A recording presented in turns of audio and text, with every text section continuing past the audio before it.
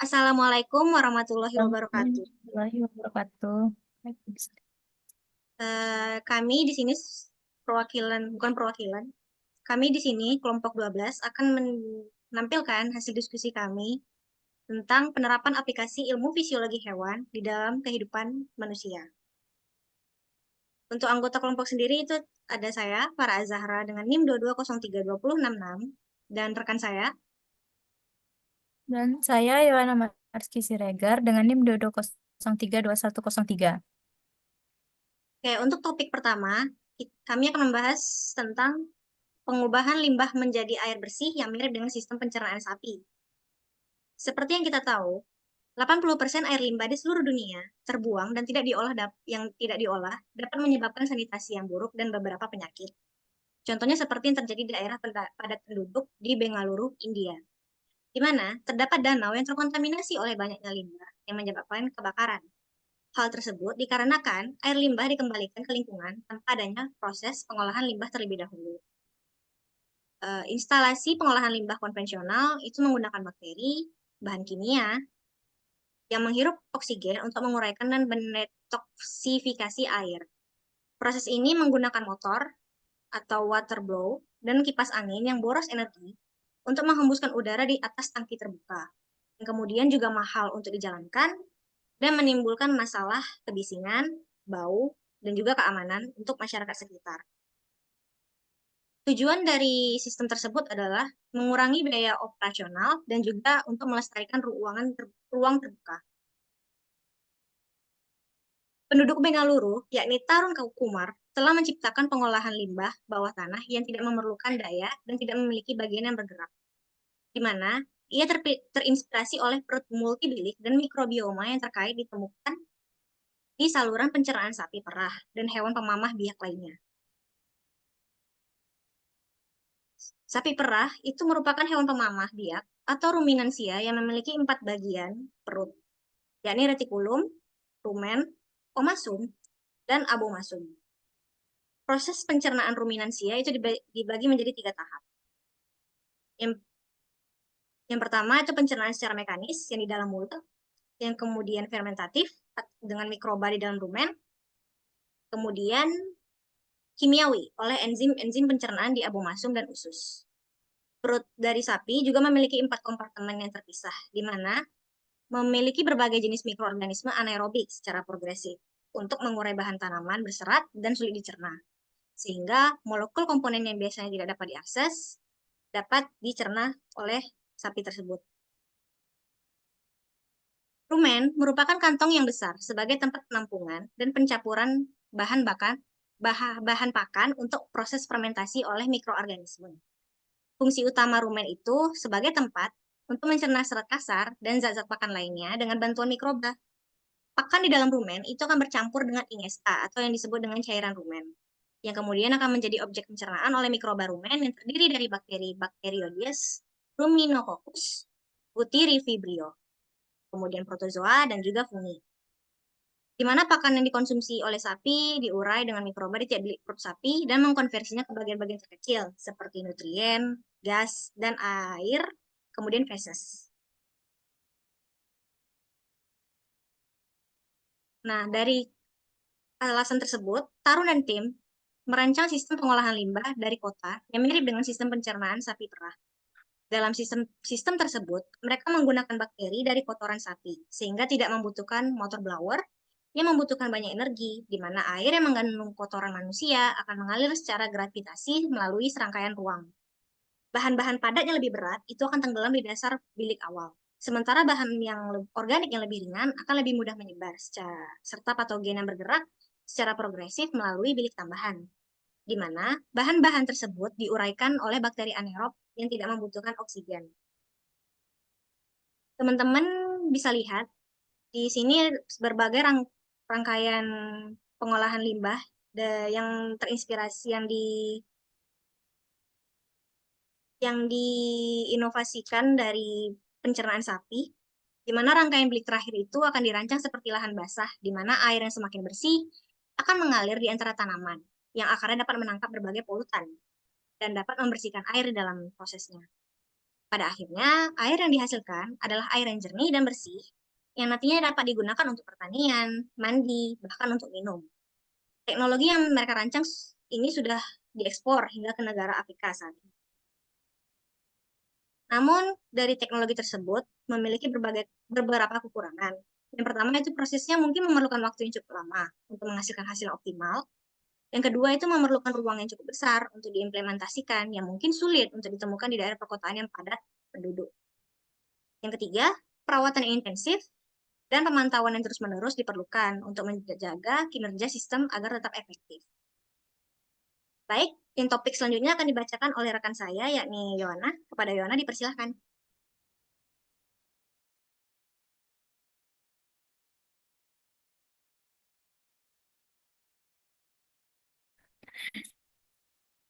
Baiklah, terima kasih kepada Farah. Saya akan melanjutkan topik yang kedua, yaitu insulin dari racun siput laut sebagai pengendali gula darah.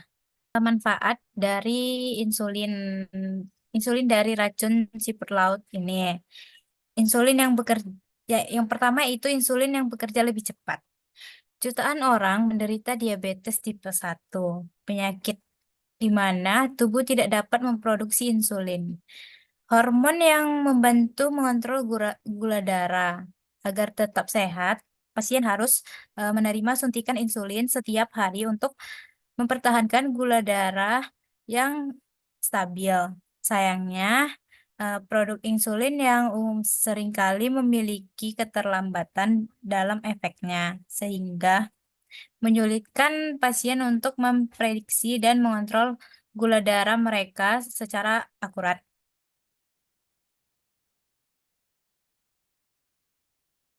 Insulin manusia terdiri dari dua bagian, yaitu rantai A dan rantai B. Rantai B memungkinkan tubuh untuk menyimpan insulin untuk digunakan di kemudian hari dan memberikan sinyal bagi tubuh untuk mulai mengambil gula dari darah. Insulin yang diproduksi mengandung rantai B untuk mengaktifkan reseptor.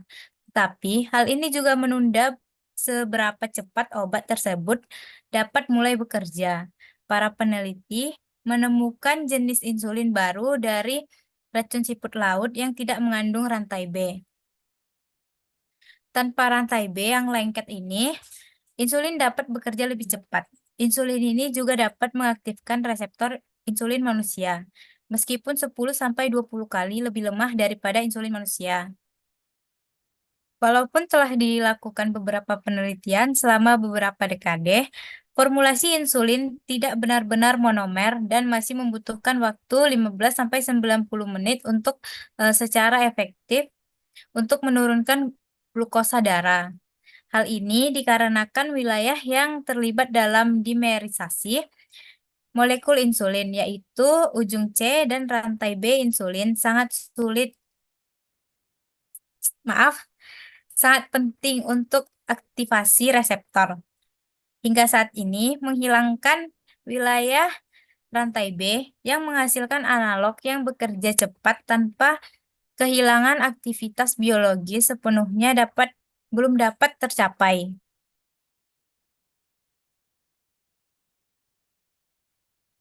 Insulin adalah hormon yang sangat penting untuk menjaga kadar gula darah yang sehat pada manusia. Ketika sistem insulin menjadi rusak, kadar gula darah menjadi terlalu tinggi, yang dapat menyebabkan diabetes. Saat ini, satu-satunya pengobatan yang efektif untuk salah satu jenis utama diabetes adalah suntikan insulin setiap hari. Namun, merancang obat insulin yang bekerja cepat masih menjadi tantangan. Molekul insulin membentuk kelompok atau disebut heksamer yang pertama-tama harus larut dalam tubuh untuk mengaktifkan reseptor insulin yang memainkan peran kunci dalam mengatur kadar gula darah di seluruh tubuh. Pada vertebrata, insulin disintesis dalam sel B pankreas dan merupakan pengatur utama metabolisme karbohidrat dan lemak. Ekspresi insulin juga telah terdeteksi di otak yang berfungsi dalam homeostasis energi dan kognisi. Pada vertebrata, urutan asam amino primer Panjang rantai A dan B, serta susunan sistein yang membentuk ikatan disulfida sangat dilestarikan. Sebaliknya, urutan peptida mirip insulin invertebrata lebih bervariasi dan sebagian besar diekspresikan dalam jaringan neuroendokrin, terutama insulin yang ditemukan pada moluska, termasuk siput kerucut, berbeda dengan insulin vertebrata dengan memiliki satu ikatan disulfida tambahan antara rantai A dan B dan lebih besar. Contohnya, contohnya pada Geographus menggunakan jenis insulin tertentu untuk menangkap mangsanya, yaitu ikan. Siput kerucut melepaskan insulin ke dalam air di sekitarnya dan kemudian menelan mangsanya dengan mulutnya. Dapat dilihat pada gambar yang di samping. Eh, Hal ini menyebabkan kadar gula darah yang sangat rendah pada ikan sehingga menjadikannya sasaran empuk atau hipoglikemik. Berbeda dengan versi manusia, insulin siput tidak berkelompok dan meskipun ada perbedaan struktural, dapat mengikat reseptor insulin manusia. Geographus termasuk dalam genus besar siput laut predator yang menggunakan racunnya yang kompleks untuk menangkap mangsanya, mempertahankan, dan interaksi kompetitif. Insulin C Geographus atau Conins G1 terbukti dapat dengan cepat menginduksi insulin atau gula darah yang sangat rendah pada mangsa ikan. Peptida racun siput dikenal dengan tingkat duplikasi gen dan diversifikasi sekuennya yang cepat dengan hampir tidak ada tumpang tindih dalam setiap reper- repertoar racun, bahkan di antara spesies yang bersaudara. Geographus adalah salah satu spesies keong kerucut pemburu ikan terbesar yang panjang cangkangnya kurang lebih 15 cm yang dapat menghasilkan sekitar 50 mikromiligram bis- bisa dapat yang dapat menghasilkan sekitar 50 miligram bisa dalam kelenjar bisa yang panjang dan berbelit-belit.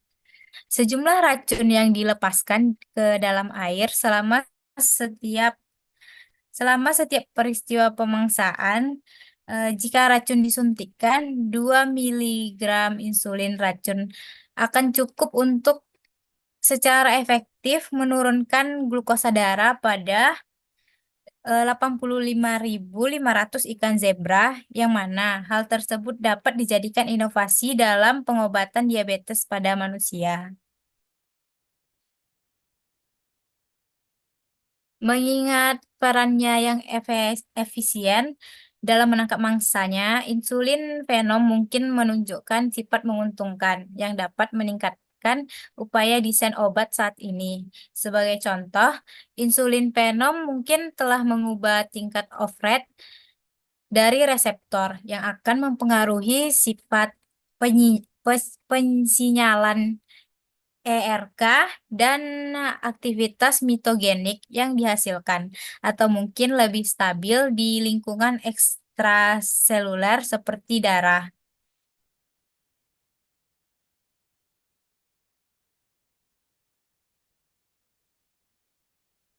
Baiklah, eh, dari kedua topik yang telah dipaparkan tadi, yang telah dijelaskan tadi, dapat diambil kesimpulan secara keseluruhan, ilmu fisiologi hewan memiliki banyak aplikasi penting dalam berbagai bidang kehidupan. Seperti yang dua topik yang tadi itu telah bisa dimanfaatkan untuk di berbagai bidang kehidupan. Penerapan ilmu ini dapat membantu meningkatkan kesehatan manusia dan hewan, melestarikan keanekaragaman hayati, dan memajukan ilmu pengetahuan. Sekian pembahasan dari saya. Saya kembalikan kepada Farah. Baik, terima kasih kepada rekan saya, Yohana Mariski.